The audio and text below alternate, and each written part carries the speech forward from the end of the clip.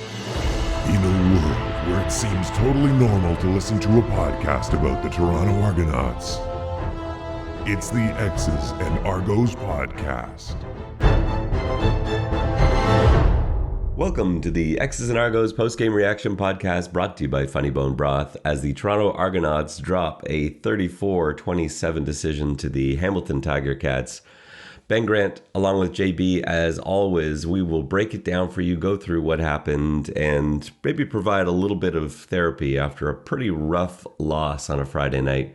So, JB, let's get right into this. There was bad luck from the get-go, and I don't want to make injury excuses because Hamilton, they had enough injury problems on their own. They came in without their starting quarterback, Matt Schiltz starting, and then he gets injured, and suddenly they're left with Jamie Newman playing quarterback. But the Argos injury situation was an absolute mess. So not only do they come into this game without two of their best receivers in Eric Rogers, Joanne Brescacin, with three starting linemen in Castro, Tate, and Cage. Losing Shaq Richardson and Jake Reinhardt last game, Robertson Daniels still out. Like, they've got all these guys down. And then in pregame warm-up, which was such a bad sign from the beginning, Cam Phillips goes down with an injury in pregame warm-up. So one of those guys that has really shone in the last few weeks, and a guy that really has allowed them to progress, even though they were missing guys like Eric Rogers and Joanne Brescacin.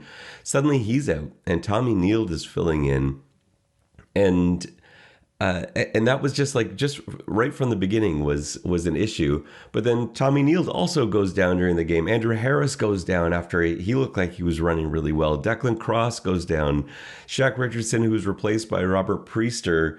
Priester goes down, and then Carnell comes in to replace Priester, and he goes down. It was an absolute gong show with injuries, and the Argos just could not. They just had no semblance of identity today. They could not put anything together. I don't like to blame injuries, but this was just ridiculous at this point. Yeah, I agree. I hate to give a team a pass, but what are you going to do? I mean, you can't be expected to win when you're running third and fourth line guys out there. They had way too many starters hurt and still almost won, and really it wasn't until the fourth quarter that things kind of went pear-shaped.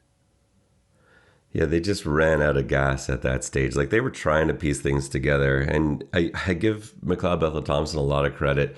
The O-line actually, I thought, played pretty well also, considering what was going on. There just wasn't anyone open. Like, receivers weren't able to create separation, and that was one of the issues you have. Like, when you get that thin, like at the point where they lost Tommy Neild, so suddenly now you're having to run like two back sets. So you've got Declan Cross and AJ Ouellette out there because Harris is gone and Neild is gone and Phillips is gone and everything else. And that now allows them to pay extra attention to Devaris Daniels, to Curly Gittens Jr., and there's nobody open downfield. Not only that, you're running formations that you just don't have a ton of plays for. And then when Cross gets hurt, now it's Adeboboye and Ouellette, like guys that have never been on the field together at all in practice, and you're running out of your limited two-back set playbook.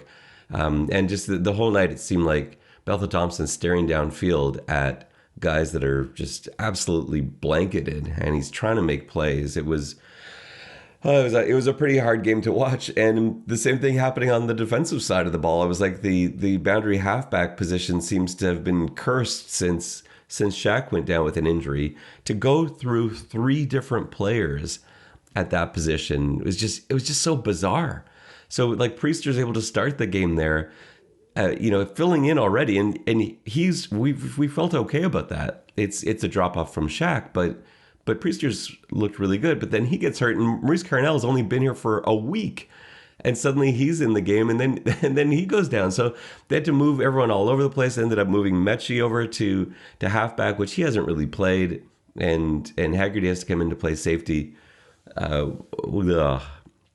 And it just seemed like from the get-go, the opening play of the game, the opening kickoff, Toronto lines up for the opening kickoff, and it starts with a delay of game penalty. And I don't know the last time I don't think I've ever seen a game begin with a delay of game penalty. And Toronto was waiting. They didn't think it had been blown in. So they're just standing there waiting, staring at the referee, waiting for it to be blown in, not noticing that the play clock's at 0. And they start with a 5-yard penalty. So it just seemed like everything from the beginning of the game was destined to fail. It's one of those days, you have, sometimes there are days like this. Sometimes there are football games like this. Nothing went right for the Argos. Hopefully they're able to patch things together enough to rebound against Calgary this coming week, but they might be pretty thin. Yeah, that's my bigger concern. I don't mind splitting against Hamilton. That's okay. I think that's probably pretty predictable. But the injuries moving forward are concerning. Shaq is a huge part of that defense. Harris, obviously, even though he doesn't have the statistics, is a huge part of that offense. Rogers is already down. It's a tough league to win with your 2s and 3s. So yeah, I mean that's probably my biggest takeaway from the game is that's not going to be. I mean that schedule gets tough here, and that Calgary game was going to be tough at full power. Yeah, that's going to be a big challenge for the team to try and adjust to that. Because if Harris can't go, oh man, that's a huge issue. Because the wide receiver core as it is right now, I don't think can work if there's no threat of run.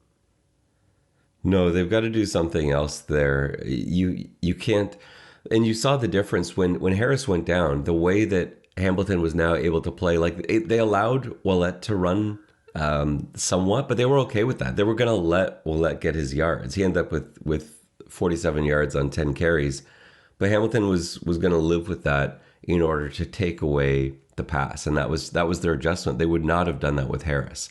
They were not playing Ouellet the same way they were playing Harris, and so they stopped loading the box up like they had been. We'll start going through some of the game here and go through chronologically through the first quarter. Right from the get-go, there were issues with defending the run. I know, Matt Schultz was able to, he didn't get a lot of rushing yards. He only had 4 carries for 15 yards. Jamie Newman, on the other hand, when he came in, ran all over the place, including a 30-yard run on a quarterback sneak, which you don't see every day. But they just generally had trouble with the quarterback's mobility. And with Schultz, guys were taking bad angles. Even Mwamba, who so rarely takes bad angles. Now, he was still able to make a play when he chased Schultz out of the pocket, but yeah, he was. It just seemed like everyone was not quite ready for Schultz's speed as he rolled out. Schultz was attacking the sideline to start, and the defense was hanging in. They let up a field goal in that first quarter, but it just looked like they weren't quite ready for what they were going to see in Schultz, and then they were even less ready for what they saw in Newman. And then we also got a glimpse of what would turn out to be a huge problem in this game. The Argos end up on their first drive, having to punt the ball. And it was a return that Woods really could have taken for a touchdown if not for the athleticism of John Haggerty, the punter, who unfortunately tackled Woods by the face mask and got the flag for it, but he saved a touchdown. That was around the outside. There were broken tackles all day on special teams. And you look at the return yardage for Woods was bananas. You had 6 returns for 153 yards. This is punt returns we're talking about, averaging 25.5 yards per punt return on 6 punt returns. You never see that. And that was a massive hole on a day where they desperately needed solid special teams play because so many injuries had taken place on offense and defense. The coverage team was absolute nightmare today, and you can't afford to have that when nothing else is going. No, I don't know what happened.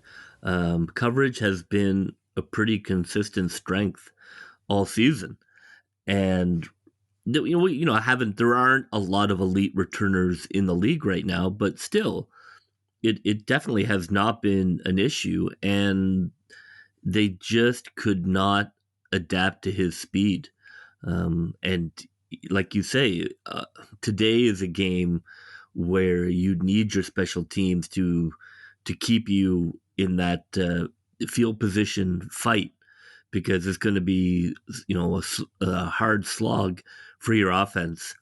That was disappointing. I had really seen that as a strength of the team, and they just, I don't know whether Hamilton schemed them up. I mean, I assume, playing back to back, that they saw a blocking tendency and were able to exploit it. To me, it looked more like collapses on individual plays. Like one of the nice things about the Hamilton press box is it's way up in the sky. You're on like the 10th story and looking right down onto the field. So from that vantage point, I'm able to see coverage really well, and I'm able to see special teams extremely well. And it looked like for the most part, the Gunners were in position, but then Woods was able to, he broke tackles, but it was more about positioning being just a little bit off, where guys were coming in, and yes, they should still have made the tackle, but they weren't in a position to make it cleanly. They were in a position to make arm tackles, and he's just too good a returner for that to be successful. And it was punt return after punt return where a guy would be there, he'd shed a tackle, shed another tackle, and then there was nobody left, and he was going down the sidelines. Once they went back for 87 yards, but that was the one that didn't count, and they're lucky that didn't count. We would have been over 200 yards in punt returns. There was a hold on that play, but that was a huge problem. And so the defense did step up early for Toronto, so they helped get Toronto on the board early, and a few firsts for the Argonauts. So late in the first quarter, Robbie Smith intercepts a pass that he tipped, and this was one of those amazing feats of athleticism. JB, how hard is it for a defensive lineman to tip a pass and then look up in the air, catch it themselves, and put on a return? Because that's what Robbie Smith did. And to me, that just seems like one of the hardest things you can do in football. Yeah, I mean, often too, defensive linemen's hands are all taped up.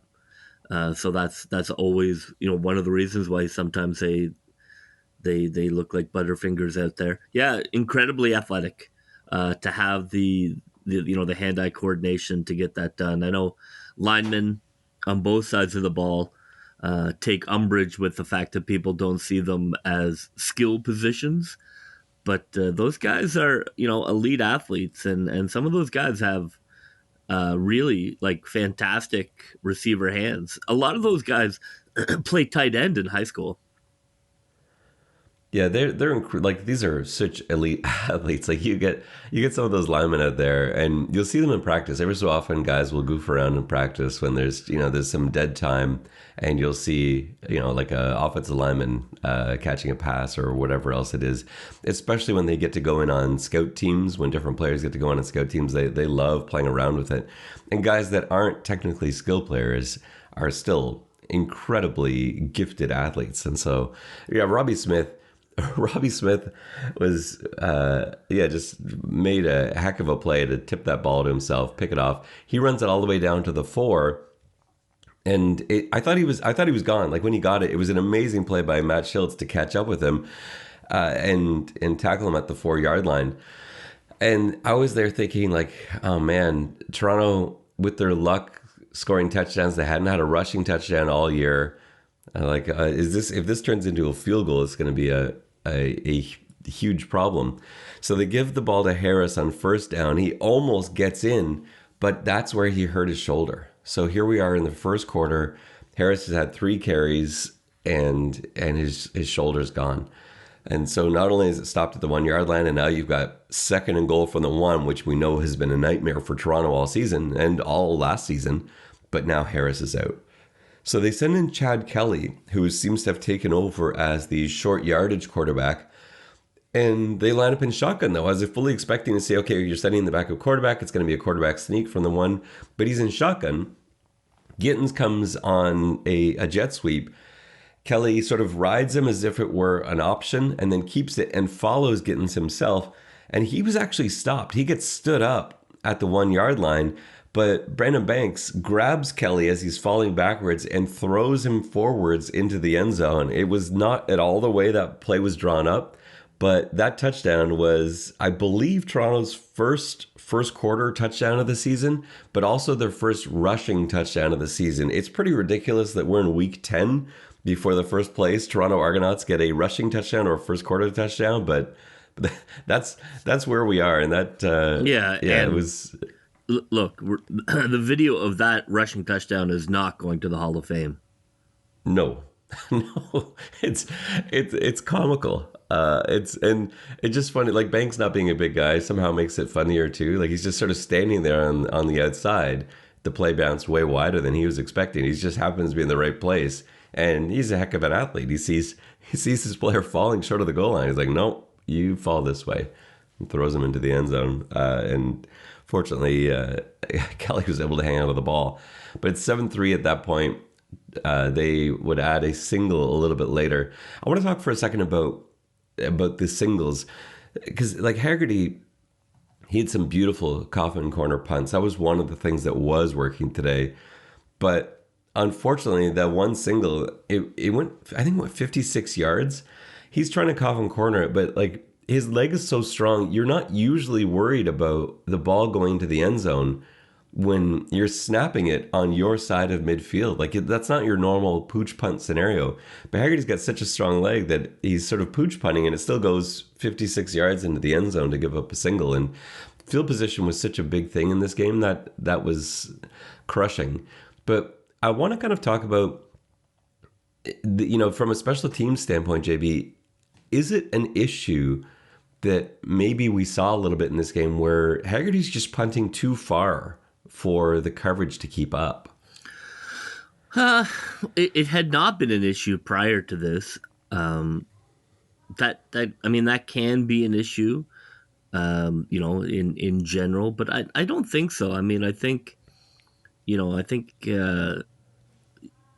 you still are. It isn't like I don't know, high school or college. I mean, these are pros. He might be kicking a little longer than they're expecting, but you're not talking about 15, 20-yard gaps. I think they still have to get down there. I think it's a question to ask for sure, but I don't think so. I don't think at this point that's enough to suggest punt coverage should not be able to get down the field, because you want him bombing that ball and flipping the field. And he does seem to get more hang time on it than like when a normal punter has those sort of freak 55, 60-yard boots. They don't tend to have the same hang time. Like these have beautiful arcs on them. So I agree with you. You know more about special teams than I do, but I haven't felt like he was out kicking the coverage to this point. I don't know if that's a thing, but it was unfortunate to have that one go into the end zone in that first quarter punt, because Hamilton really didn't move the ball that well today. And no, I mean, you look at the game, other than the fourth quarter going pear-shaped, I thought it was a decent game from the Argos, and barring half the team being injured, they come away with a win. So we get into the second quarter, and a little bit of bad luck on the Argos part. They end up adding a field goal, and then Schultz bombs one that is picked off by Carnell at the end zone, and they end up ruling PI on Amos, which it was. That was a good call, and this was a night where I did feel the officiating was all over the place. I don't think it was one-sided. I think both teams got hosed a number of times, but that was PI. Amos clearly interfered with the Hamilton receiver, and it was just such a shame, because to bail out a Hamilton offense like that with a 50-yard penalty when the Hamilton offense was struggling moving on their own, you can't give them yardage on PI calls and on punt returns and all these other things. Like, you can't give them ways to move the ball when their primary fashion of moving the ball isn't working. No, that PI was terrible. I mean, that's just, you had him double covered. That's just a tough call to try, and it's one of the things that, you work on a lot as a DB coach is, remaining calm on those deep passes and not getting into your receiver. That was I don't think it was. It wasn't the worst pass interference I've ever seen, but it definitely was. It just was an unfortunate breakdown in technique. Again, from a guy that you're not necessarily expecting to be in that position. And I didn't think it was one of those things where it didn't need to happen. And it's such a shame too, because Carnell making a play like that, like he was a Tiger Cat last year to make or was it 2019? And to make a play in front of the Tiger Cats fans, he was never able to get on the field as a Ticat. That would have been such a massive swing. But Hamilton ends up cashing that in for a touchdown. They take a 14-11 lead. And at that point, I'm looking through my notes here, and I wrote so many stars out because the Toronto offense, this is where they just ceased to have an identity. And I just didn't know what the plan was. I was looking at there, and it's because so much of your playbook hinges on, at the very least, Andrew Harris. Like everything you've prepped for this week is, okay, they're going to need to budget this many guys to stop Andrew Harris. And if they don't, we're going to keep running Harris. And if they do, well, then this is what we've got. This is going to open up. We've got Cam Phillips here, and we've got, everyone else. But there were all sorts of issues. So what didn't help was not only you have all those guys out, it seemed like Brandon Banks and McLeod Bethel-Thompson were having a very tough time with each other today. There were a few times where after plays, Bethel-Thompson went over to Banks and was talking to him about, well, this is what I saw in this play. I need you to cut out this way, or I need you to hold up, or you go deep on this play. Because, and it reflects in the stat sheet where you have 8 targets for Banks and only 2 receptions. But I don't know what was going on with him. I don't know if it's just that he's been moved around to so many different positions at this point, because he has played everywhere, and he's a guy that is used to just playing in one spot.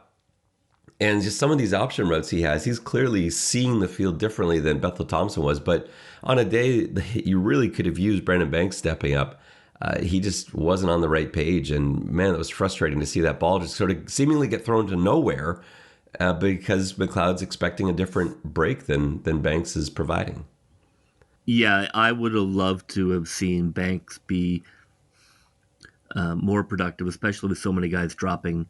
But it's not really who he is. I think that they have pushed him to be more than really what he should be. And I think you're looking at his route tree, and there seems to be some issues there, right? So from a planning point of view, maybe you got to have less options. Maybe you have to have more set routes, because you just can't have 2 guys looking at the game differently all the time. That's a really hard thing to fix. And I know if that's what the offense is, but you got to adapt to what you have. I mean, it doesn't make any sense just to have breakdowns over and over again, because then Macbeth is going to stop looking his way, and they're going to need Banks to be a threat moving forward, because they don't really have anybody else who can threaten them in a one-on-one fashion that you're worried about. So yeah, they're going to need Banks definitely to become that deep threat, and in some ways probably just that. So the Argos add a field goal, tie it up at 14, and running down late in the second half with all these stars out, like I said, you got Tommy Neild suddenly makes a huge play on a corner route, gets open, Bethel-Thompson with just a gorgeous ball right into his hands. And then Neild gets pushed out of bounds after this huge gain. And as he's slowing down, he hurts himself on the advertising. And this kind of thing just, it drives me up the wall, because there are enough ways to get hurt in a football game without having things on the field hurt you as well.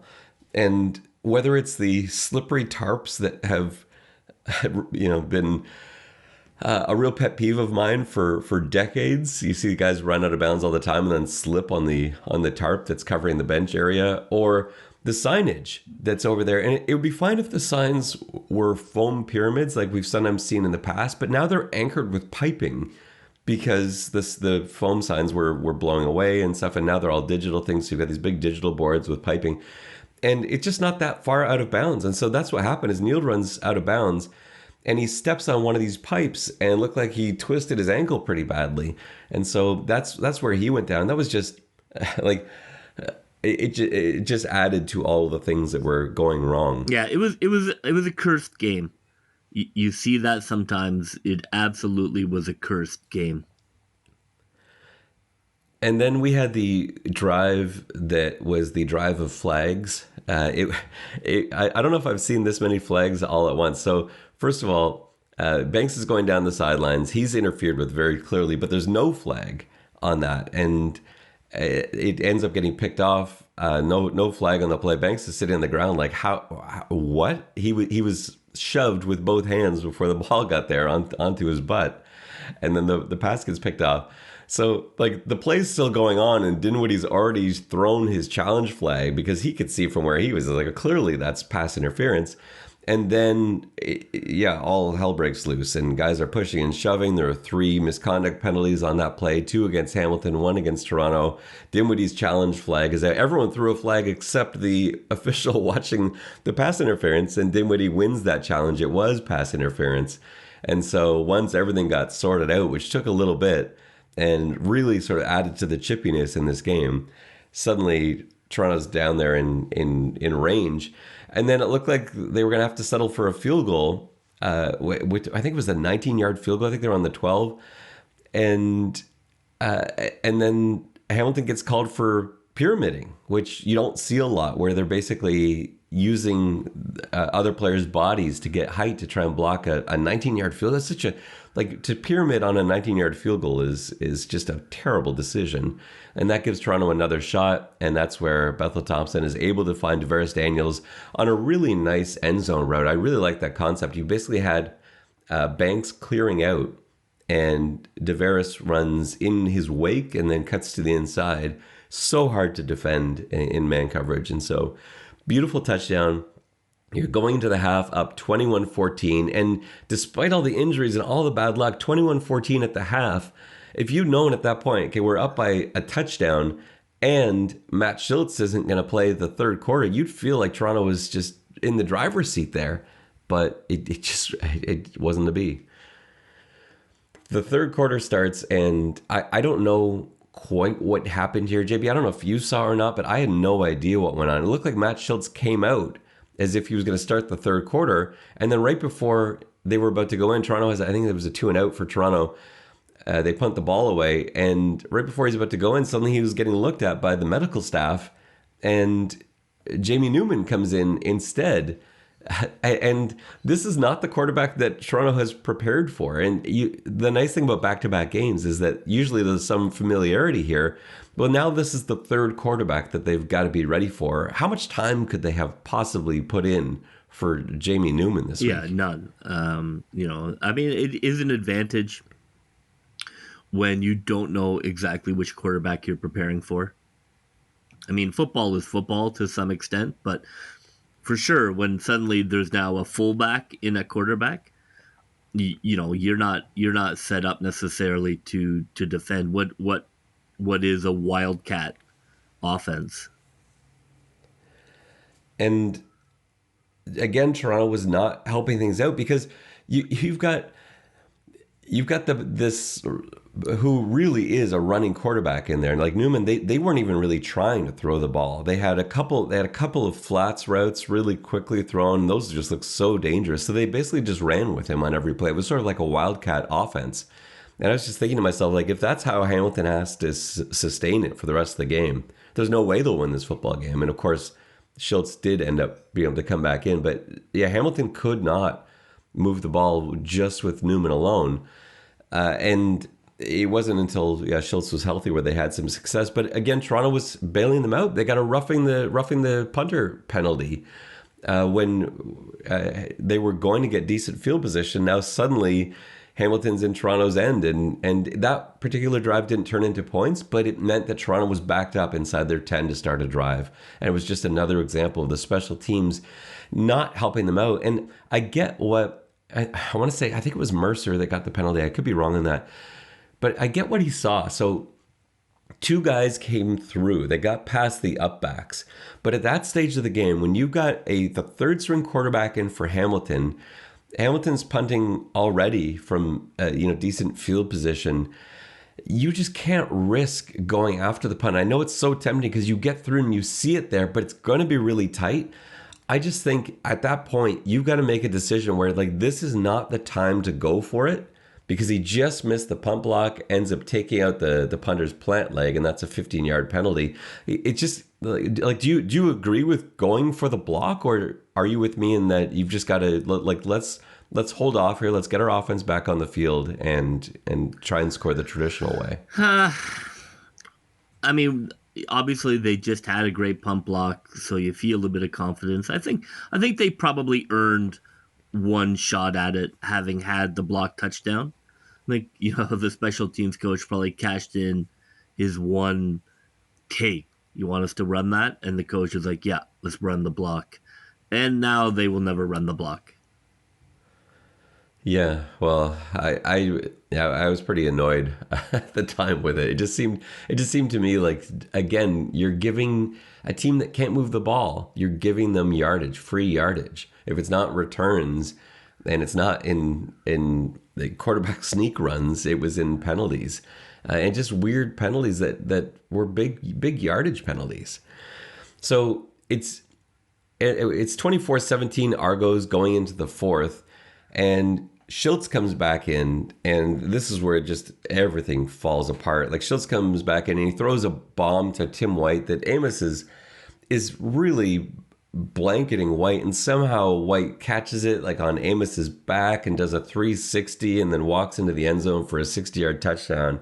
And that tied up the game at 24. And it just felt like nothing was going the Argos' way, as that was a theme that continued throughout the night. And then we had some strange decision making too. Like, it was, there's a 3rd and 1 situation inside Toronto's end, mind you, but I think it was at like the Toronto 45, 3rd and 1. Coach Dinwiddie decides to punt it there. There was another one that he did go for, but that was like 3rd and inches that Chad Kelly ran around the outside. I don't know. That inconsistency, to me, 3rd and 1, I know it hasn't been good, but I go for it on pretty much any 3rd and 1. I don't care where we are in the field. I just have to trust that you're going to get that yard. And I know Toronto's been rough with it, but with this new Chad Kelly package that seemingly is in now, if you're not going for it on 3rd and 1, to me means you don't have enough plays installed for that scenario, or you just, I don't know. I don't know what the answer is. I hated punting it there on 3rd and 1, even though Toronto was in their own end, because to me it felt like that's where the momentum really swung. And punting it away there, I feel like is the wrong move. Yeah, they have to have a better solution. If Macbeth can't do it or won't do it or what have you, which seems to be the case. I know there was a shouting incident between Macbeth and the coaches after a failed convert and then a punt. Look, it's a problem. The TV commentators pointed it out. It's a problem. He does not run the short yardage well. So if he's not going to do it, then you have to come up with a solution. It still feels Band-Aidy instead of, why do we not at this point in the season have in a plan B short yardage? It's like, okay, we're going to move on. This is not something in Macbeth's skill set, so we're going to move on. We're going to do this with Kelly.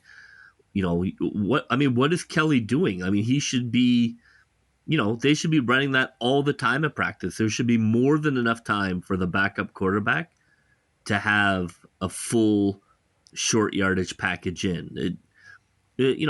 Honestly, it's unacceptable. Here we are, whatever it is, week 10, week 9, and you don't have a short yardage, and every other team in the league does. It's automatic. It's a huge issue. I don't know why they can't fix it. And the advantage Toronto should have is not only is Chad Kelly a good runner, but he can actually throw. So unlike a lot of other teams that have a pure runner in as their sneak quarterback, like they don't, like Dakota Prukop, for example, in Winnipeg, like he so rarely throws the ball. He's almost always in there to run. Now he can actually. That's maybe not fair because Prukop can't actually throw it, but a situation like that, when you've got second and ones, you don't have to necessarily sneak it. You can suddenly drop back and take a shot knowing that you can get it on third and one, except the thing is the Argos don't know that. And so and Chad Kelly doesn't, the sneaks we saw, they weren't traditional quarterback sneaks. He's running around the outside. He's got two receivers pulling across to sort of lead block. And that's where we're at, where Ambles is your lead blocker and Chad Kelly is your ball carrier around the outside. Like, I know those work. Like, both of them worked kind of. That's not sustainable. That can't be the model. No. They're not, I mean, it's not complicated to run the sneak. I don't know what the issue is. I don't know why they don't seem to be able to get. You just simply have the quarterback's head on the lineman's butt and you go. I know the line doesn't necessarily get great push all the time, but you know when you're going, and they're already a yard back. It's absolutely automatic for every other team in the league. And I don't know whether, they were going to go with MBT to do it, and then they were like, well, maybe not, and then maybe so, and they never really fully committed to just saying, no, we're going to go Kelly. Kelly's going to be our short yardage guy, because he's not really built like a short yardage guy. So I get why they kind of felt like, well, this doesn't really make any sense. Why are we bringing in Chad Kelly? Like, it's true. It makes no sense to take MBT out and bring Chad Kelly in short yardage in a vacuum. So I guess especially if these are the play calls that we get out of it. Yeah, I mean, because like really, you're like, well, what is Chad Kelly bringing other than you don't care if he gets hurt? I wonder if we're at the point where you start looking at bringing in just a load of a defensive player as a fullback. And I know we've seen this in short yardage scenarios, and I'm not a huge fan of that package, but you bring in one of your defensive linemen basically to serve as a fullback. What I do like about that, though, is so you go under center for that package. That can be a Chad Kelly package if you're going to get extra reps in practice running something like that. You have a backup defensive lineman or a rotational defensive lineman in at fullback. You've got, well, ideally Harris is your tailback, but it would have been Wallet yesterday. And what that does for you is it gives you more sneak options. So instead of lining it up where nobody's left in the backfield, where everyone goes out wide, like you see in Toronto's quarterback sneaks, you leave these two guys in the backfield. And yes, that does still jam at the middle.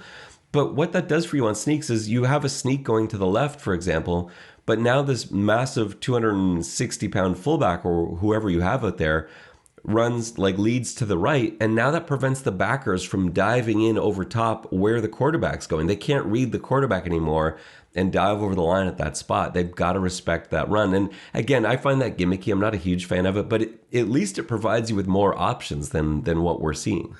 I'm sure the coaches are frustrated because I'm sure they look at MBT and he's a huge dude, and that's already half the battle on those short yardage. Like, he's the guy. He's built for that. He should be able to fall forward and get a yard every single time. And I'm sure it frustrates them to no end that it is not happening. So I don't know. I mean, if he's not going to commit to it, then you better start coaching up your plan B, and you better start getting a full package in there for Kelly, and then see how that goes. But I know they're not in love with Kelly at short yardage, and neither am I, because it doesn't really make any sense that he's your short yardage guy. And I'm just not sure, like Ben Holmes, the other quarterback on the roster, he's also a good runner, but he's not a big guy. And so I just don't feel like he's the answer. Like, what I want for short yardage is Jamie Newman, having a 250-pound quarterback who can come in like that and just push a pile. And we saw that so late in the fourth quarter where it's still a game. It was tied at that point, actually 24-24, and Newman runs a quarterback sneak for 30 yards. And it just felt like that was insult to injury, where Toronto was having so much trouble with their quarterback sneaks, and then Newman just takes one 30 yards downfield. They score a touchdown on that drive to go up by 7, and Toronto just can't do anything. They've got to punt it away deep in their own end. Hamilton adds a late field goal to really put this away. But I want to talk about that last drive at the end, because I know a lot of fans were really frustrated by what went down. So Toronto's down by 10 points. There's a minute and 30 left. They engineer a scoring drive, but clearly there wasn't going to be enough time at the end of the game to win it. And so on the last play of the game, Bethel Thompson again takes another late hit penalty. He was getting abused all night. Hamilton defenders were taking shots at him late. I know Dylan Wynn's was a little bit different, because Dylan Wynn's penalty wouldn't have been called 10 years ago, but it was one of those where he lands with his full weight on Bethel Thompson. And as tough as Bethel Thompson is, he doesn't typically show any reaction to discomfort or pain. He's just such a tough guy. And there was one of the few times after that Dylan Wynn hit where he lay there and he looked I thought he might be out of the game. And you so rarely see that. So you can only imagine how much he was hurting. And then he takes another shot at the end of the game there. And so here you are with 2 seconds left. You're on the 10-yard line, down by 10 points. And Coach Dinwiddie sends out the field goal unit to get the field goal. And I know fans went ballistic at this, but it's the correct move. And let me explain why. And I don't know, maybe they did talk about this on the TV broadcast, but this is a 4-game series this year. It's not a 3-game series like you sometimes have. In a 4-game series, there's a really good likelihood that it's going to split 2-2. And so the tiebreaker in that point is going to come down to differential.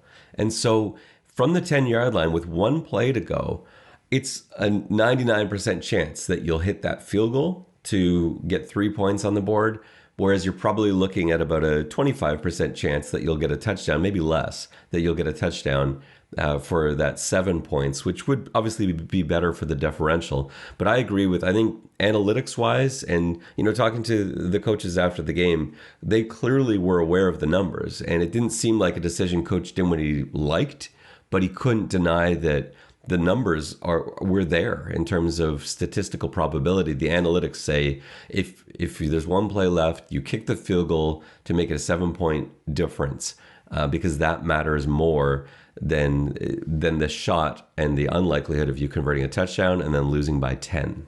Yeah, I agree with that. I have seen that before, and it depends on the scenario and the situation. But in general, if you need 10 and you can't get 7, or you're pushed to third down, take the 3. You need 10. I don't object to that. And the argument, people were saying, well, why didn't you just kick the field goal earlier and then try an onside kick? Which the thing is, you're still trying to get a touchdown earlier. Yeah. So it's not until that last play, it's not until those 2 seconds are left where you're like, well, now there's just 1 play left. Up until there's 20 seconds left in the game, you're trying to score twice still. You're still trying to get a touchdown, an onside kick, and then a huge field goal. But there just wasn't really an option for that. So the field goal is absolutely the right call at the end of the game. And social media was just not the place to be last night after this game for Argos fans, because it got ridiculous again. People again demanding that Chad Kelly be out there instead of Bethel Thompson. There's demands for Coach Dinwiddie to be fired. And I guess I should be used to this by now. This is what happens after every game, apparently. But those were not the problems. Coach Dinwiddie's, he was handcuffed yesterday with what there was on the field. And I know some people pointed out a few odd game management choices, like I did, like the punting on 3rd and 1. I agree. I don't like that move at all. I understand it. I don't like it. But, that's a disagreement. That's not like a huge error. And again, McLeod Bethel Thompson, I thought, played as well as you could play considering nobody was open. This is not a game that you can pin on either of those guys. They're not out there missing tackles, and they're not out there injuring their own players so that there are 3rd and 4th string guys out there. Yeah, I know. I hate sounding like an apologist, and certainly I'm all for, lighting something on fire if it needs to be lit on fire. But injuries are not like, oh, you just got to move past it, next man up. That's just not true. You have to have your best players on the field to win. And, when Harris went down, it unfortunately, the Argos do not have the depth to handle that. And, and it changed the game. And then when you have defensive players going down. They got burned by deep passes. You had some flaws in the secondary because you don't have your full squad. I think it's tough to give a team a pass, but man, they were really beat up, and the thing just kind of, you can lose one guy, you can lose two guys, but you start losing 3, 4, 5 guys. It isn't just like put the next guy in. It's like a bridge. You can't have 5, aspects of your bridge be weak. The whole thing's just going to come apart. This is a full-length week, thank goodness, because Toronto needs every day they can get for injury recovery. And Calgary comes to town. Calgary is in a dogfight. 5-2 in the West is good enough for third place right now, and you've got Saskatchewan breathing down your neck. Like, Calgary's in a scenario where they've got to keep winning just to keep up with BC and Winnipeg, just to keep within striking distance. So it's not the team you want to play. Toronto's still in first place at 4-4. They still hold on to that first place spot in the East, but it's not a must win, but it's a almost must win game this week. Yeah. Obviously, when you're in a fight, everything is a must win. I think you want to try and avoid losing streaks, so I think it would be great to bounce back. I don't think we're quite at must win yet, because they're certainly not going to be Calgary if we're down this many people. So I don't know if everybody can bounce back and be good to go. It'll really depend on the injuries, because playing Calgary, short 5-6 starters is just not a realistic scenario.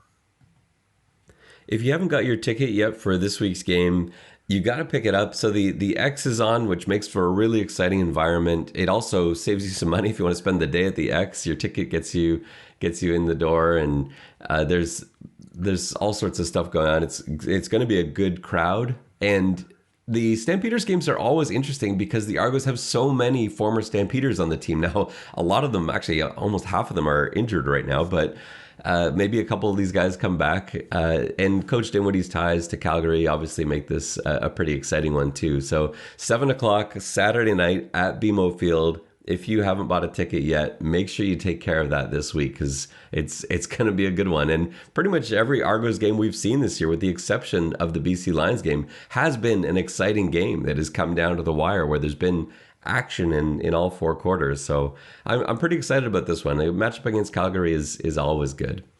Well, that will just about do it for us on this episode of the X's and Argos podcast. For JB, this is Ben Grant saying so long, and may all your pre-snap reads be good ones. I'll see you.